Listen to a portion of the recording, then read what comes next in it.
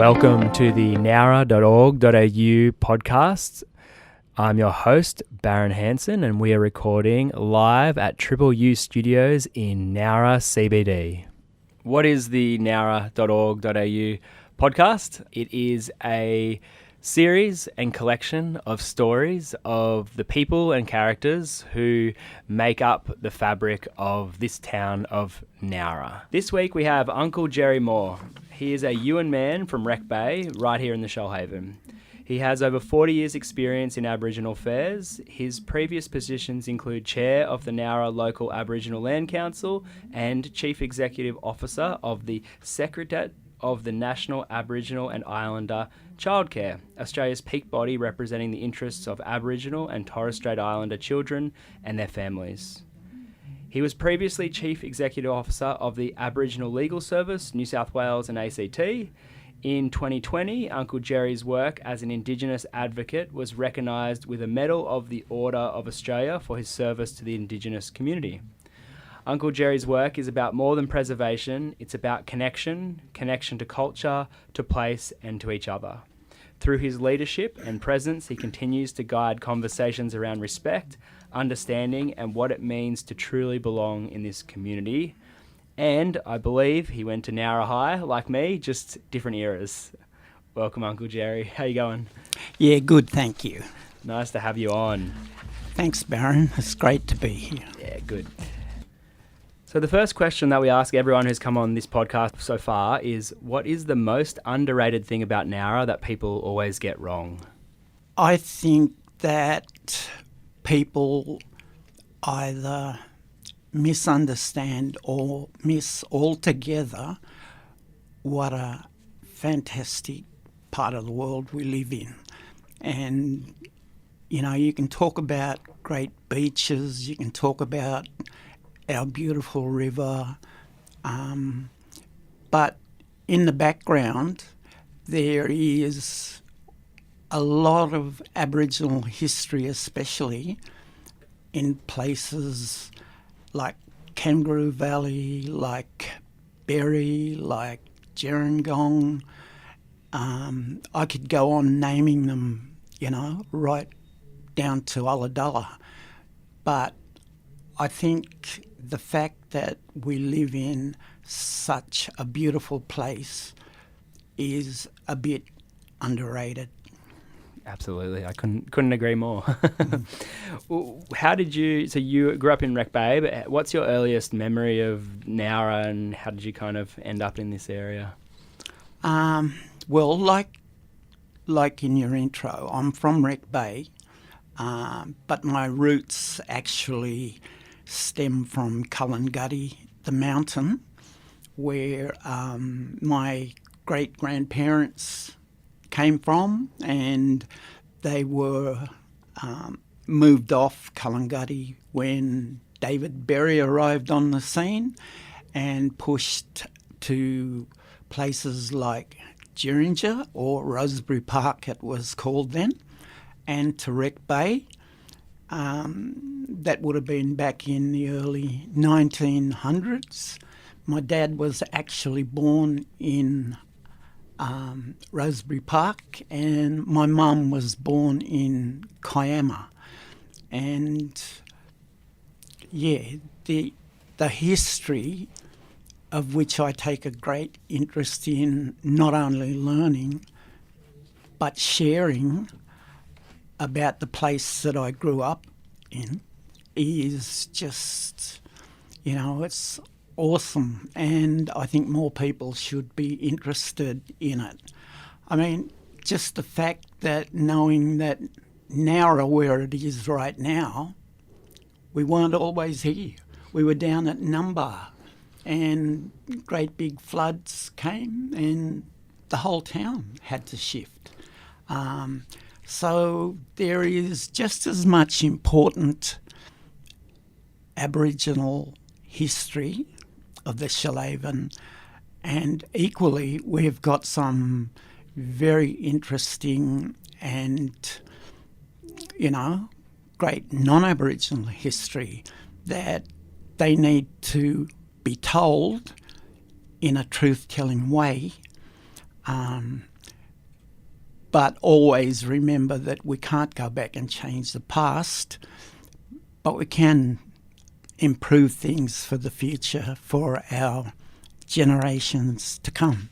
Yeah, absolutely. And I really resonate with that. And, you know, if we go up to Ben's Walk and you go down, there's some Aboriginal rock art there that's dated older than the pyramids, you know. Oh, it's like 7,000-year-old rock art. And the fact that that is within walking distance of our CBD, you know, it just shows just how much rich culture is just a stone's throw from where we, you know, do business and live and work. And I think that that a lot of people don't understand or forget that history is so rich just here, right here. So, yeah. What do you think has most changed about Nowra, and maybe what hasn't changed? I think that there's been a lot of improvement that helps reconciliation. It might sound a little bit contradictory given that, you know, we just not long had a referendum and most of the country didn't agree with the yes vote.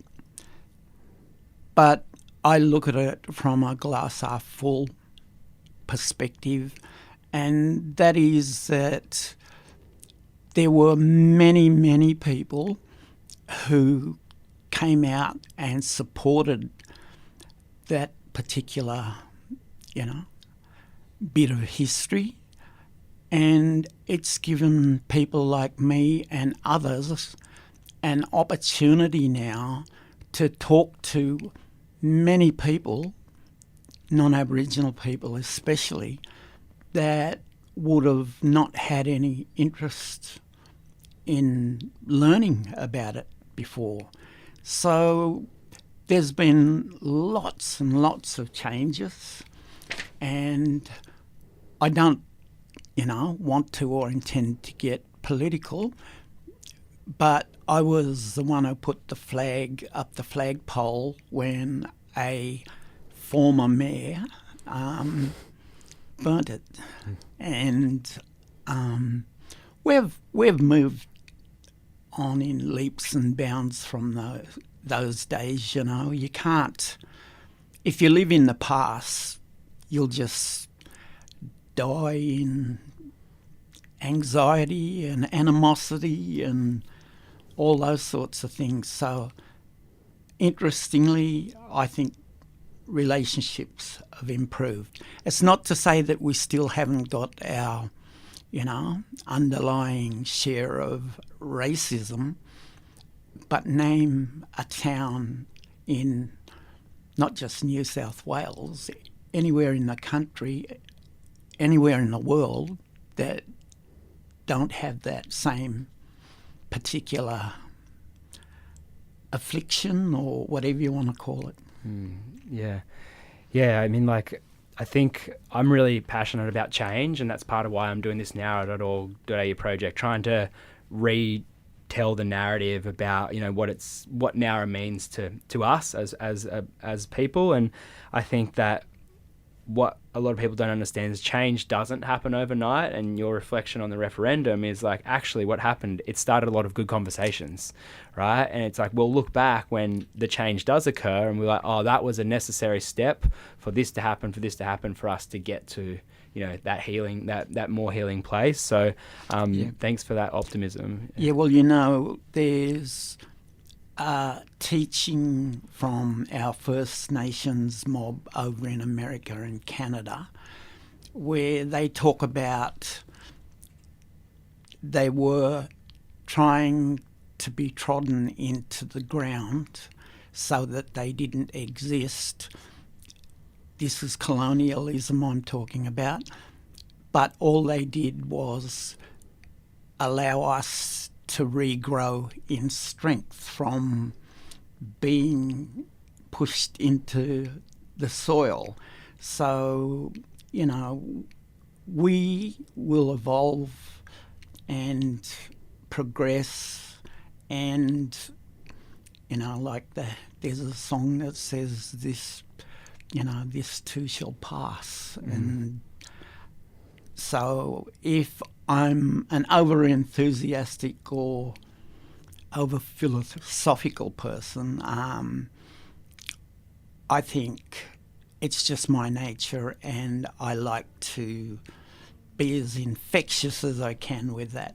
And that is a lesson we learn from nature. Like the trees that stand the tallest have withstood the most wind, right?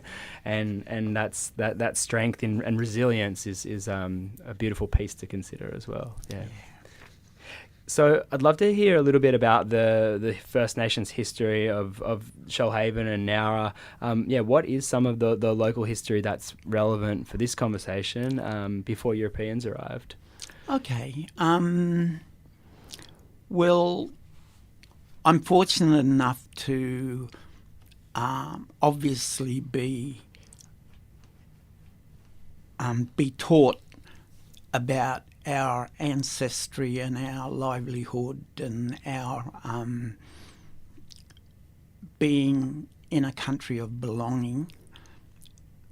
And I'm also fortunate enough to know how everyone, meaning non-Aboriginal people, got here.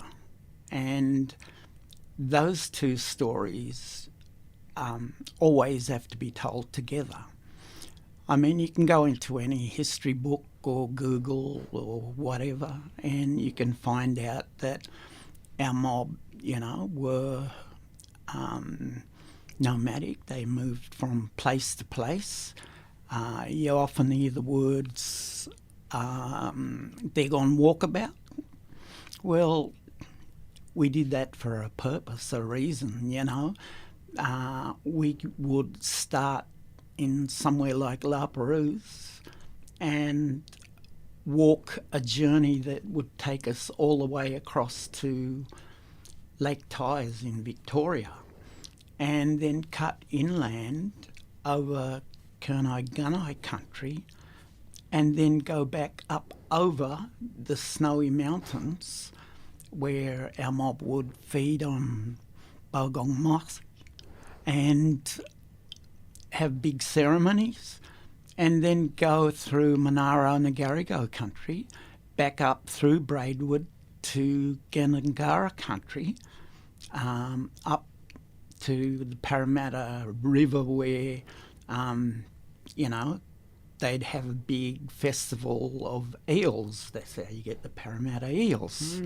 And then cut back across to Bidjigal country, which is La Perouse and that area. So this was all done by what seasons there were and by navigating from the stars. And, Galileo wasn't the first one to use the stars. So that's before colonisation. As we progressed, there were lots of wars, the frontier wars, the skirmishes that took place. Our people down here were, it wouldn't have been called a Jervis Bay tribe, but that's where a lot of our warriors were most feared by the Redcoats and Governor Macquarie. And they were fierce warriors and stood their ground. And all of our mob in Sydney, who suffered the brunt of colonisation, they fought really hard too. And you may have heard of Pemulwuy and what's his name? Anyway, there were some really strong warriors there. And in the end, spears and boomerangs had no effect against guns and horses. And our people probably recognised this and said, well, we can't chase them away, we may as well live with them. And therein lies other prominent and important questions and history of how we all got to live in this beautiful place called the Shoalhaven. Because a couple of our warriors, Broughton and Broga, and another one by the name of Timelong and Bundle, were instrumental in bringing Charles Throsby, who was a great mate of Governor Macquarie's, down through Bowral, through Bong Bong, over the mountain at Barangary, over Gambiwarra or Camberwarra, and eventually out to Jervis Bay. And it was then that Throsby talked to David and Alexander Berry, and they were then granted 10,000 acres of land and given 100 convicts. And they eventually, they not only raped all of our land of amazing red cedar trees but they sent those cedar trees back to England, where they used them for ballast on the ships, because the ships would obviously come out full of people, cargo and so on. And they sent that shipment back to England, and from what we've learnt, there's probably furniture in Buckingham Palace that's made from furniture from here in the Shoalhaven. Wow. Because that's what they did. They took the timber over, and it was a type of money and trade that they used to then, pay for further trips here to Australia. But the interesting thing is that when Alexander Berry and his brother David Berry, they eventually handed over their that land to their brother-in-law.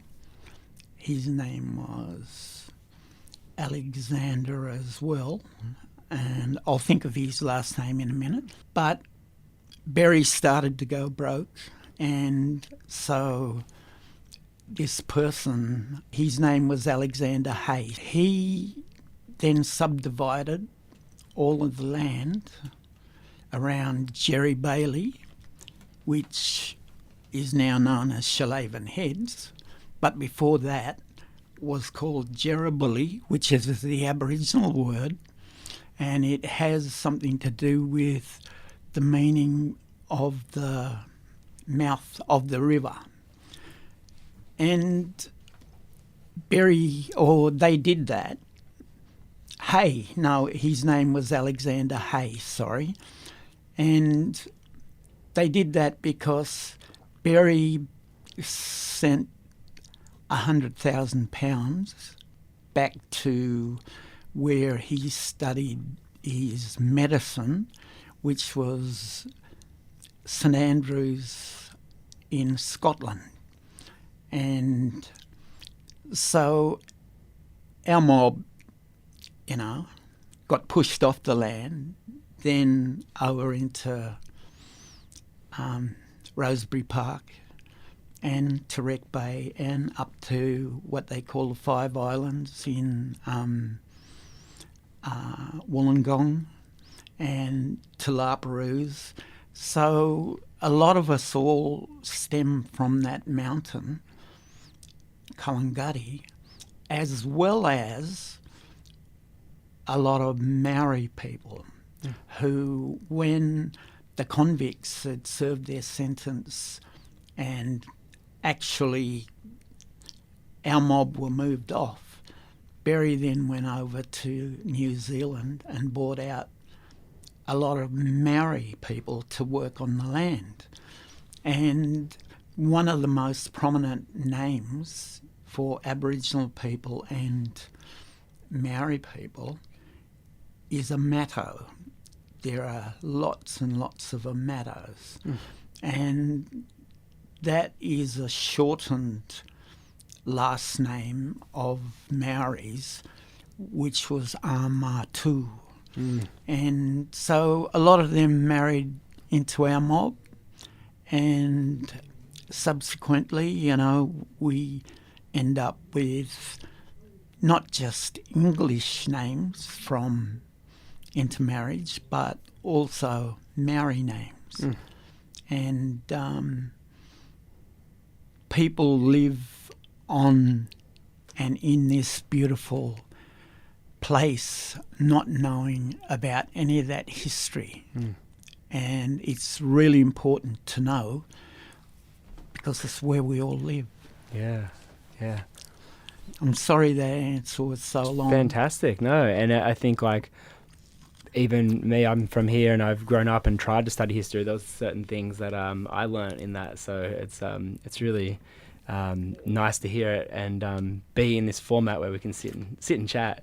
But when you were talking about the nomadic lifestyle and these walkabouts that First Nations people would go on, it was quite romantic to me. I was like, it would be so beautiful to just go on a long walk where there was no roads or no cars or boundaries, and there was obviously different nations that you had to cross through, but they're moving with nature, moving with the seasons, and I do want to ask you about that. Is like, you know, First Nations people have such a connection to nature, and yeah, is there like, can you talk a little bit about that, I guess? Yeah, well, before I do, I'll just tell you that most of the roads that we drive on today, and that includes the Hume Highway, the road up Barron Mountain, they were built alongside of walking tracks. And when our mob would use those walking tracks, that's when the surveyors and, you know, non-Aboriginal people thought, oh, okay, well, if you can walk down there, we can build roads there. So that's just an interesting point. I never ever considered that, but I'm going to think about that everywhere I drive now. But it makes sense. Yeah. As far as living with nature, yeah, those long walks would entail knowing when a certain plant or tree was in bloom. We would know what wildlife were plentiful. Like when the wattles bloom, you know, certain fish would be plentiful. And we'd know where to go, where to get them. And, you know, people have been, well, I was brought up on a diet of fish, mussels, oysters, pippies, lobsters, abalone, and so on, you know, where you got to pay an arm and a leg for those things today. But they were just our staple diet. And we had them because we knew what seasons you can get them in, what you can take and what you had to leave to replenish the stocks. So even the animals, you know, that we farmed, and yes, I say farmed, because one of our methods of doing that was to find a nice sort of grassy area that, you know, kangaroos and wallabies and so on would come there. But before they did, our mob would burn out burn that land, and then when the juicy young shoots would come up, that's when all of the animals would come to eat them.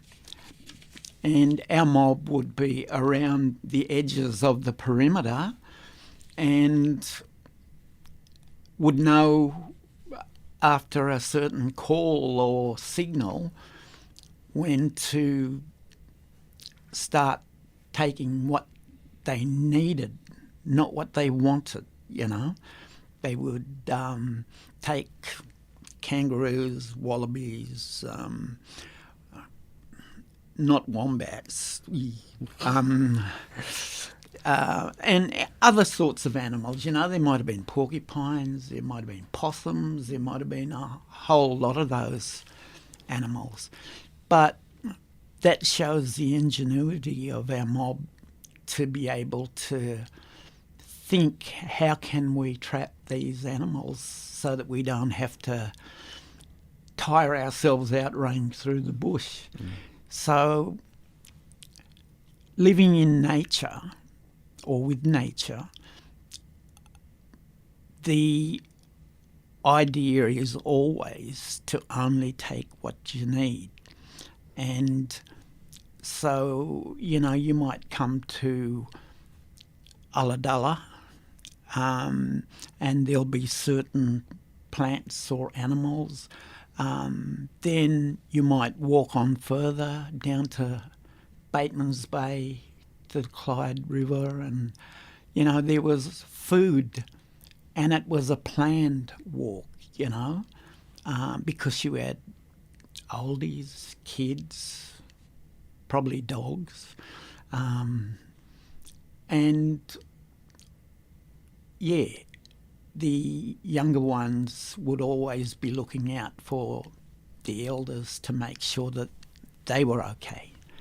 So you replicate those, you know, bunny hops all the way over into Victoria, and not only do you see a trail of where our people walked, lived, but you also see a bloodline, because you can mention a name to me from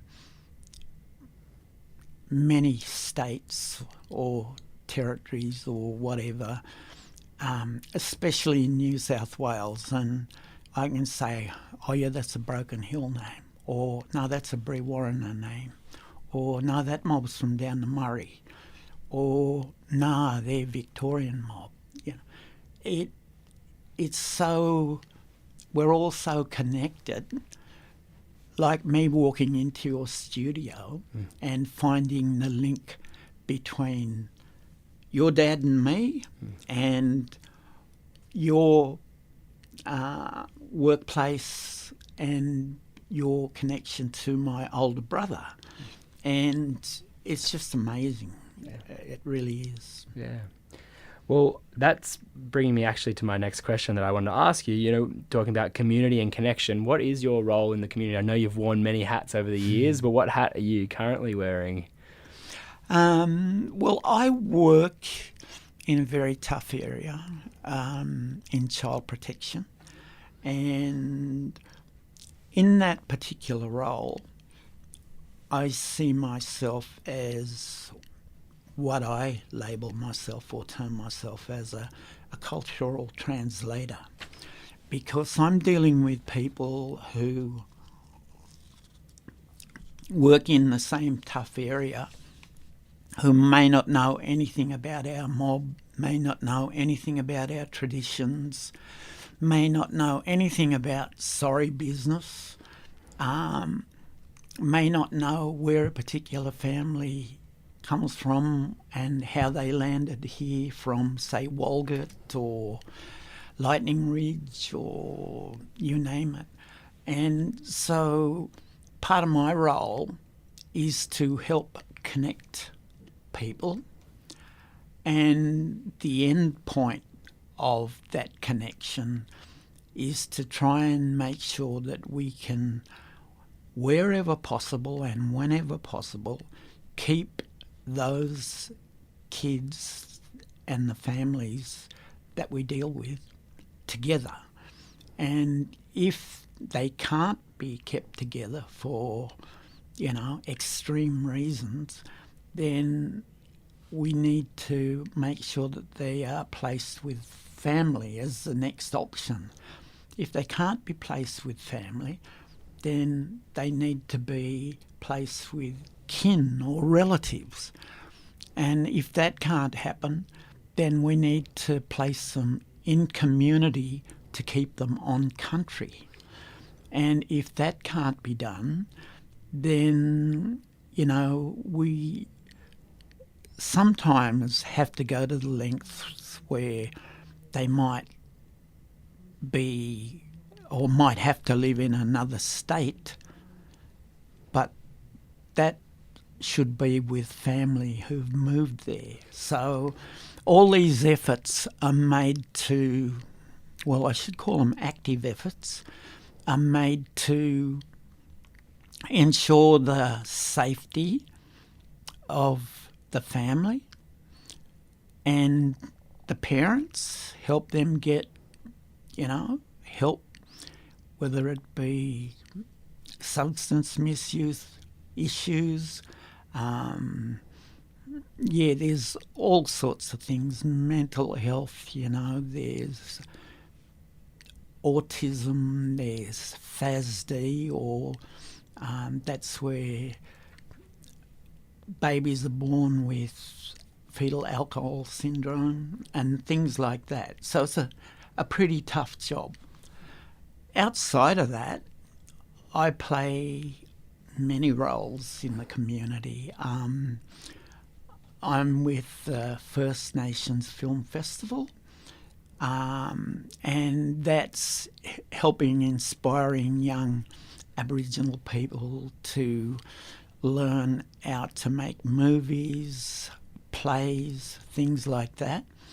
I'm part of an organisation called Shoalhaven Walking Together, and that's an amazing organisation which came out of the referendum, because many of our allies, many non-Aboriginal people who felt just as gutted as we did as Aboriginal people, said, well, what can we do? How can we keep this fire burning, Are we just keeping the embers warm until the next generation comes through and, sparks the enthusiasm with the right timing to have another referendum? That's my hope. And this amazing organisation is all voluntary. It's made up of, like I said, Aboriginal and non-Aboriginal people. We do a lot in the way of education in terms of having history talks. We work closely with historians like Michael Organ, who's a well-known historian, and he's written a book, yay thick, about Aboriginal people on the south coast of New South Wales, and all of his work is direct from the archives. He's an archivist, so whatever material he gets is what whoever or whomever wrote down back in that period. And so there's no embellishment, there's no pretend information. It's raw material. And it's things like that where I get a lot of my enthusiasm, because that's led to me talking to the Kangaroo Museum, the Berry Museum, and it's astonishing that when you talk to people, they haven't communicated, A, because no one's asked them, or B, they didn't know how to approach someone to ask was it right to, approach you about this or that? And the other reason is, they feel intimidated and they haven't actually met an Aboriginal person before. And so I see that not as a deficit, but as an opportunity to talk to people who would normally be hard to contact or communicate with, and all they're waiting for is someone to say, hey, let's have a yarn, And one of my favourite things is talking to older people, not just our elders, our Aboriginal elders, but non-Aboriginal people. And you find them in museums and historical societies, not as exhibits, but, they're the ones who've got the most passion for history. And when you start talking to these people, they know a lot more than they've ever let on. It's just that they haven't had someone turn the tap on before to say, hey, do you know back in the 30s, my dad used to own a log truck, and of a weekend, that flatbed truck was used to cart the Aboriginal football team from Nowra to Ulladulla or Nowra to Berry or Kiama. And these are old guys that, non-Aboriginal guys that if you make people feel comfortable, they will open up. And like I said, they have so much knowledge, so much wisdom, and nowhere to store it, So that's probably one of my passions, is talking to older people and Rotaries, Probus clubs, schools. I went and talked to the year 10 and 11 Aboriginal students who were doing Aboriginal studies in Shoalhaven High through the week. And I think that there are many people who miss out on being taught Aboriginal history in our days because it just wasn't a thing. And it's also very hard to kickstart it even today because we wait for them to get to years 10, 11 and 12, and then we try to enthuse them, whereas I think we should be whetting their appetite from the first day they go to high school and even further back the first day they go to preschool, because then we will have generations that won't have missed out on what we missed out on when we were kids growing up. And all of our non-Aboriginal brothers and sisters will have that same opportunity too. And of course the next big thing is language. And it's heartening to know that some of our schools are teaching Durga and Dharawal. And Dharawal is the language spoken on the northern side of the river, and Durga is spoken on the south side of the river. But the river was never seen as a dividing line. The river was seen as a meeting place because that's where you would come, trade, exchange, learn, swap songs or ceremonies. And so it's all of the rivers play an important part, just like the mountains. So, yeah. Beautiful. Thank you for that. And really beautiful articulation. And actually, you've answered a couple of my questions that I was going to ask anyway. How can people better engage with First Nations culture here in Nowra? Well, once again, I think, Barron, this is a really great opportunity for people to soak up and, take in what culture is already on offer. And if you look at our younger generation who are coming through now, you've got Gadigal Murring who are, going into the schools, teaching, working alongside of people like myself, and they're educating people. So, and then you've got Jirrabawagara, which is another Koori organisation that's doing all of the cultural stuff. And you've got young lads who are working in with Bundanon, who take them on interpretive bushwalks. And then you've got what I'm trying to do, or what Swatter or Shoalhaven Walking Together is trying to nourish and grow.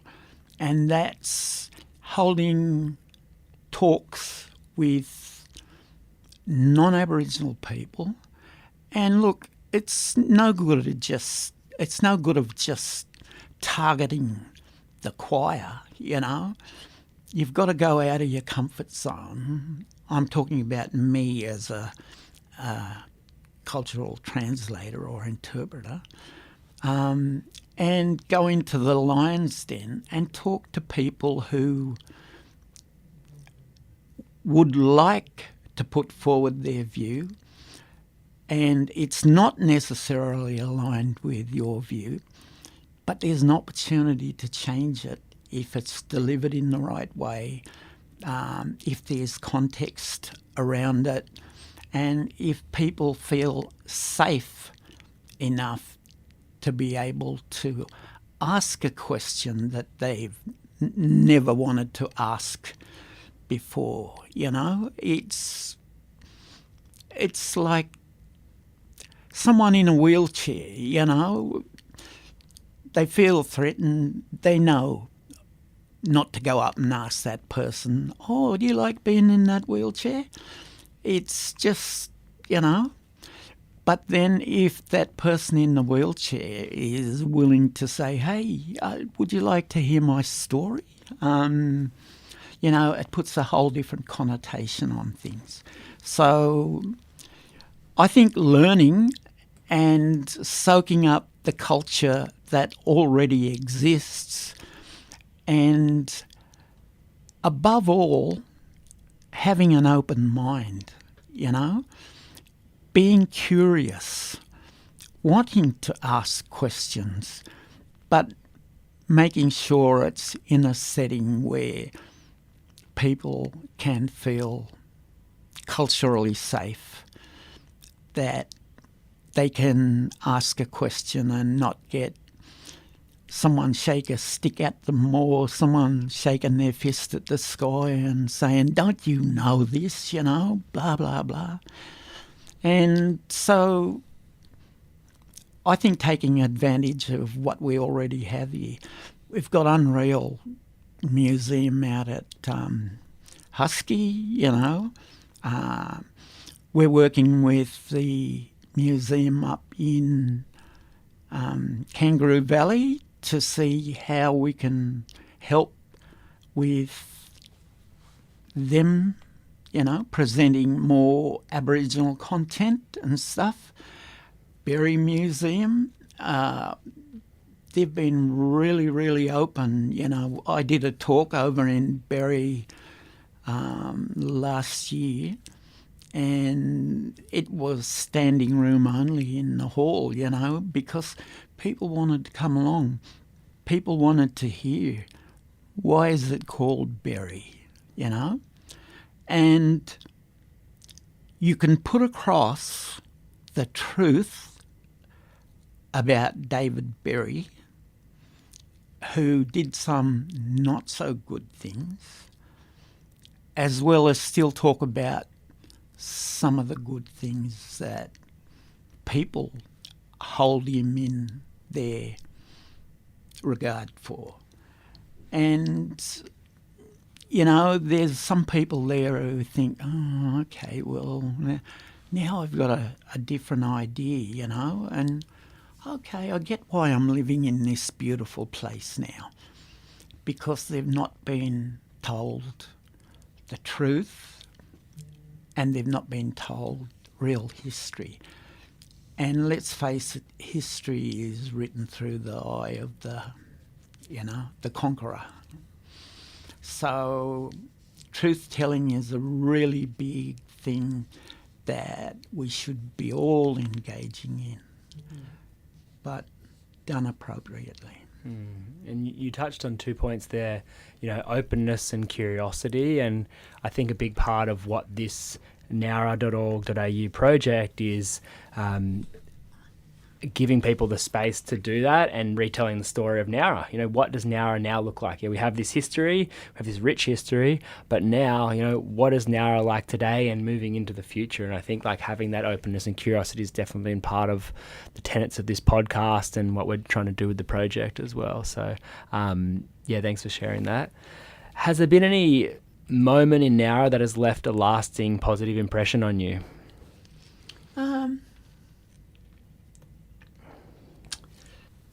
I would say yes, but not just in one particular area. If you look at it like it was a flower or a daffodil or something, you know, there's leaves all around the centre which have been small steps or positive steps or learning steps or teaching steps. So one of my good engagements in this beautiful place that we live in is we have a vibrant business chamber. I used to be part of that business chamber, and, you know, they're doing a really good job in struggling times, trying to make sure that Nowra has a high profile, and I think they do it really well.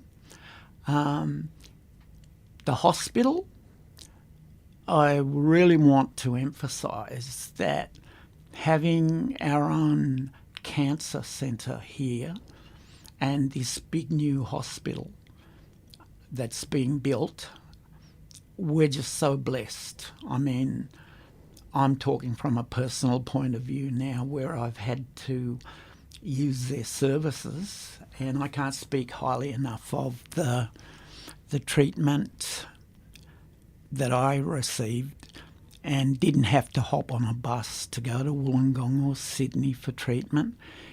It is state-of-the-art and it is fantastic. That leads me on to housing, and I think that there are some really good progress being made. I think the more affordable housing we can get in Nowra is a really good thing. But I think too that having housing that's going to house doctors, dentists, teachers, professionals, you know, Navy, it's important too. So having good housing infrastructure and good planning, and I know the council, you know, are trying to do their best and are in trying times themselves, but you know, I think there's a part for us all to play in that, even if it's as small as saying, hey, can we put a bit of effort into this area or that area, you know? the teaching of history, it's leaving a really big impression on me, because I'm finding that people want to learn. I'm finding that people are curious. So that's a good thing. I think also the fact that we've got a really strong Aboriginal organisational presence in Nowra and surrounds means that people are seeing, the young ones, the young ladies mainly, who are working in Waminda, which, I think they're up over 200 staff these days.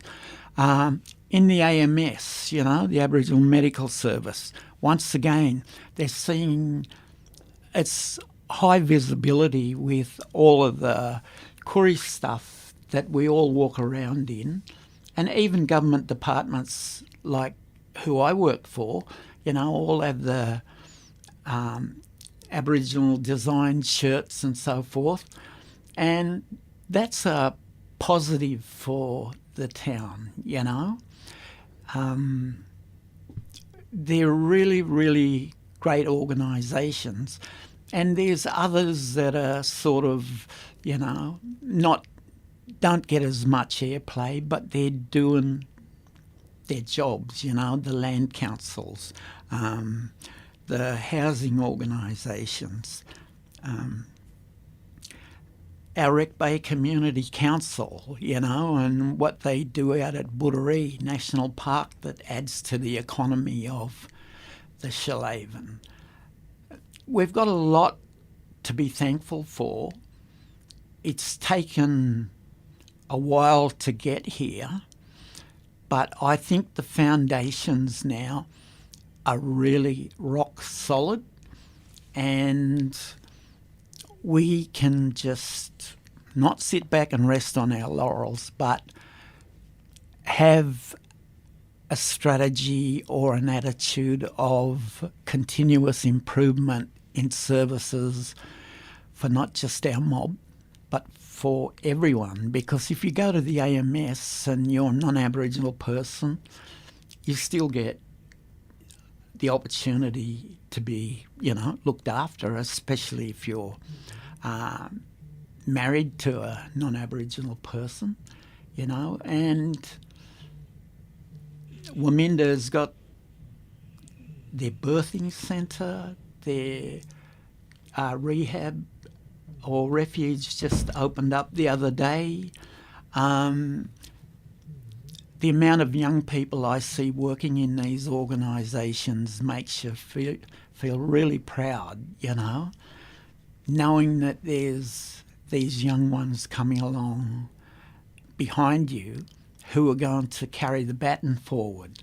They might not always be in tune with the way you think as an older person, but old things eventually have to give up their secrets and, move on to the hereafter, and we've got to respect and stand back in the shade so that these young people can shine. And that's an imperative, not a request or a suggestion. That's an imperative that we let young people shine, that we let them make mistakes so that they can learn from mistakes, but above all, that we help guide rather than hang on to the baton like a dog with a bone, Here, you guys take it. Mm. That's a beautiful segue into my second to last question, but what do you hope Nowra feels like in 10 years? Well, coming from an era when our ladies couldn't work or walk into a shop without being followed, without not being accused of, or any Aboriginal person not being accused of shoplifting, I remember being in one shop here when I was much, much younger and got accused of trying to steal a pair of yellow Speedos. I said, you go and get your manager. And the young person did. The manager come back. What's happening, And the young one said, oh, I believe, da-da-da-da-da-da. And the manager said, okay, sir, well, if you haven't got anything to hide, would you mind emptying your pockets? And I said, sure, you've asked nicely and I've got nothing to hide. And I emptied my pockets. And, of course, then I had to say to both of them, now I want you to know one thing. And they said, yes, I apologise for, accusing you of doing this, and the young person will apologise shortly. Caught dead in a pair of yellow Speedos with my coloured skin. Anyway, that's a long time ago, and there was a time when our mob couldn't even go into one of the cafes. And now you're always seeing, not as often, but seeing young Aboriginal people working in retail, chemists, tyre shops, car yards even. It's a huge leap when you now look at Black Seed, one of our, highlights in town, I guess. The place is hardly ever empty. And sometimes I think, I'm not going there because I can't eat a meal in peace. Everyone knows you. But it is such a fantastic asset to this town because it screams success, it screams progress, it screams opportunities for young people, and it screams reconciliation, The amount of people who go in there, most of them on many occasions aren't always our mob, it's everyone, and that is just awesome. And the fact that that organisation have been able to branch out into that area is just a huge feather, not only in their caps, but in the caps of this town for embracing, utilising, patronising, that service that, we should all be proud. Yeah, absolutely. And it's something that so many people in Nowra are proud of. And when people come to town, it's like, where do you take them? Take them there. And that is, as in your words, reconciliation as well. Mm-hmm. It's something that we're really, our town's really getting behind. So it's good. So, just to finish off, where would I like to see us in 10 years' time? I'd like to see us more involved, more integrated in community. I'd like to see us having another crack at a referendum. There's an old saying that says it's only impossible till it's done. And how many successful people do we all know that have failed on their first attempt or second attempt or whatever? I think old Gough Whitlam stood for pre-selection or stood for Prime Minister about 5 times before he got there. And like I said, it's only impossible until it's done. Yeah. Well, last question. Who is the one person you'd love to hear their story on this podcast? That's a difficult question for me to answer because there's so many from, the up and coming, young and inspiring to some of our elders that we need to capture their story before it's too late.